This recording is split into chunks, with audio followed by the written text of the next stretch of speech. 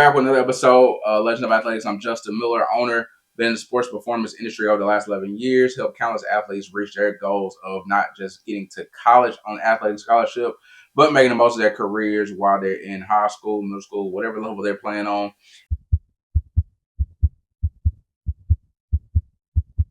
In this video, I want to talk about our football season stats, what we look like going from our preseason testing to our midseason testing to our end of the regular season testing before we head into the playoffs, and then how we were able to get those numbers and those metrics to where we wanted to get them to, what we did, and then how we're able to improve as we keep going, moving along and moving ahead.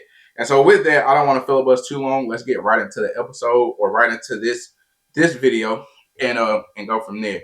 So when it comes to speed training, we have to look at a few factors, like what is volumes of speed, how much volume can I put on this athlete without breakdown, how intense can we work without breakdown, and then what can we insert or take away from each training session without getting off track to help this athlete be at their best when their best is called upon. And so those are things I keep front of mind whenever we're working, and those are things you have to adjust as the season goes along. Anybody who's still performing, practicing, or anybody who's still practicing and training at the same level that they were in the summer in season in football or any sport is doing themselves a disservice, because you're killing your training by not giving yourself, probably not getting enough rest, not giving enough recovery, and it's just too much volume and the load is too high. At some point, you're either asking for injury, playing teetering on the line of injury, or you will be injured.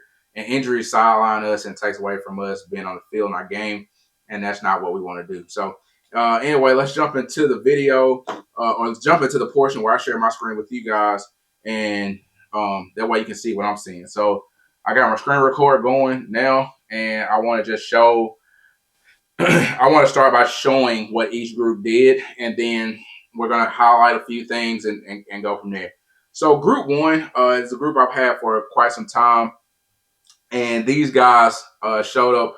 This is probably the best group that I've had this football season, and this group showed up and not only were competitive, but pushed each other to be their best selves as the season went along.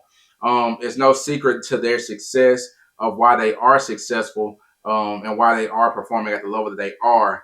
I can also tell you that this probably was predictable, because when you're able to look at the numbers and you're able to look at what's happening within the body, you can kind of tell which way this trajectory, what level of trajectory, or what path of trajectory that we're on, and then see how we're either getting better or getting worse, and then kind of predict with that what we're going to look like in the playoffs. And so with a couple members of this group, of course, we got the 0 to 20 yard times as a group here. They improved by 1/16 of a second, which is 9.1%. Flying 20 with a 10-yard lead in, improved by 0.12 tenths of a second, which was a 5.7% increase, and then improvement. And then 0.46, which is staggering and blew the doors off of what all my other groups done this season, which was a 2.52% increase. These guys are already fast coming into the season, but seeing that jump in season is crazy, and that's an average. So with these guys too, I want to highlight something that's not on this chart, and that's 0 to 10 yards. And so in football, 0 to 10 is every 10 yards is a first down. And if you have guys that play on the line, then maybe they play big skill, maybe they play linebacker, maybe they play safety, maybe they play DB, whatever. That, to me, is probably one of the most important metrics that you're going to get with football. Now, you can bump that down to 0 to 5, or 5 with a 10, 5 to 20, some stuff, things like that. But to me, the biggest, what I've seen in the private sector, when I say like, golly, man, that's crazy, it's been 0 to 10. And there's 0 to 10. I'm going to read off a couple of these numbers. This first athlete went from 1.8 to 1.63 to 1.58. The next athlete went from 1.7. The second was NA, because we were unable to test them mid-season. And then at the end of the season to 1.60. So one thing that has made in-season training very, very consistent, and I've been intentional on this Last year was our first year doing it, but this year, for this group, I wanted to make sure that we stayed intentional, regardless if we got rain or not. We were going to do the same day every week, no reschedule. So all my football guys, we do not do reschedules because I'm not about to throw the scheduling off on a kid because I want to personally get that training day in. Because throwing the schedule off or rescheduling, you also got to look at when's the game happening, game time, recovery time, rest or rest time, how much can we get done, things like that. And so I do not like changing the schedule when football season starts. And so we want to keep that there.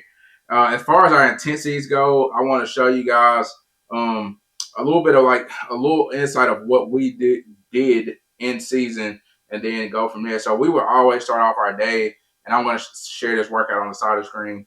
We do some leg swings, some tall shuffle, short shuffle, reverse 45-degree zig. So like a pivot 45 that was in our warm-up 45-degree shuffle was in our warm-up karaoke's pop high knees, the jog the back pedal, then some ballistic or static stretching, which was purely for the athletes mental versus anything because I don't really do stretching, especially not in my workouts. But we would get warm first and then kind of go into a light stretch. Then we get to some plyometrics. You also always got to make sure you got your explosive jumps in there, and then we do some fast forward backs and things like that. So line hops to keep us kind of twitchy, and also keep the feet and the ankles decently strong. Because we're not just running straight line. We got to be able to cut, stop, reverse, pivot, all kind of stuff when we're on the field. Also, we want to make sure that we keep our mobility intact because of the awkward positions that we may get tackled in, may get rolled up, may get hit, or well, that's the same thing as tackle, but get rolled up and just may find yourself in. So you gotta keep those awkward positions in there as well. So mobility is very very important. And so we will still do some work on the ladders, do some work in the rings and things like that. And then as far as runs, we never exceeded 100 yards total in volume of what we were doing as far as our work wise as running. Now, why 100? One, because that's just a number I fell up on. I don't really have a good. I don't have that. As some people say, like, oh, this is the reason we did this and that third. Like, I don't really have a good reason, but I just like to do 100 because one, it's just enough to get us to attain a stimulus in what I've been doing, and then two, is not enough to that they can't recover the next day because you still have practice the next day. And so um, that's what we did there. Just keep a good intensity. Now I'm gonna bump down to group three. This is one of our groups where we had some injuries, and so what those injuries do to those athletes, we saw uh, a +2, or their mile per hour decreased by 2 whole miles per hour. So they came down here. That's in the wrong spot, but they came down there 2 whole miles per hour. So they went from being a 20 plus guy to an 18 plus guy, which is still playing above the requirements of the game. Most footballers play between 14 to 16 miles per hour or 14 to 17. I can't remember exactly off the top of my head, but somewhere in there miles per hour. So we're still playing well above the threshold of what the game requires. And this kid still had one of the best seasons of their lives, and that's being banged up and injured. And so we can't control every injury. Like I always say on my social media, we can reduce injury, but we cannot prevent all injury. So that's why I don't like using the term injury prevention as well. And so this kid, like I said, went down to 18.5 as far as like their overall speed, and that's just because of injury. And I wanted to highlight this because it would have been easy to keep that group or those kids off of what we were doing, but I want people to see, like, when you're able to see your numbers, then you can tell a lot. It helps you paint the picture. How injured is this athlete? What is this athlete able to give? And then do we need to try to maintain there? Or do we need to try to improve? For him, the goal shifted. So we went from, okay, how good and how much can we improve this season, to, all right, how well can we maintain and play through this season? Because we need all hands on deck for his team, and he was a big part of his team. And they had a good season. Of course, unfortunately, it didn't go exactly the way they want it, but this kid was able to do some big time things being an underclassman, and so I know that he's gonna have a big, bright football future ahead, and many years left to do it at the high school level. And so that was the thing with that. And so I want you guys to see that, because people think injuries are just like, it's something that you can handle. Sometimes you can't handle it in the house. Sometimes you can't handle it without the need for a lot of assistance. So not needing PTs and performance coaches and things like that. But you gotta just know what you're working with. And like I said, we were blessed again this season to not have um any major injuries. But that's one of the byproducts of sprint training. That you're able to One of the byproducts of sprint training is that you're able to reduce injury by building tendon resilience, and then by building that tendon resilience, you're able to take on more punishment, be stronger, and things like that, without always running that high risk of injury. The coaches that I work with this season have been great and phenomenal, because I don't really work with coaches now, or I haven't had to work with any coaches now who um, have done so much in their practice that, and I'm not saying that they do it for me. That's kind of crazy. My ego ain't that big, but that they do this for me or anything. But they've worked with, they've been great at towing the line between, is this a lot or too much intensity versus this is enough intensity?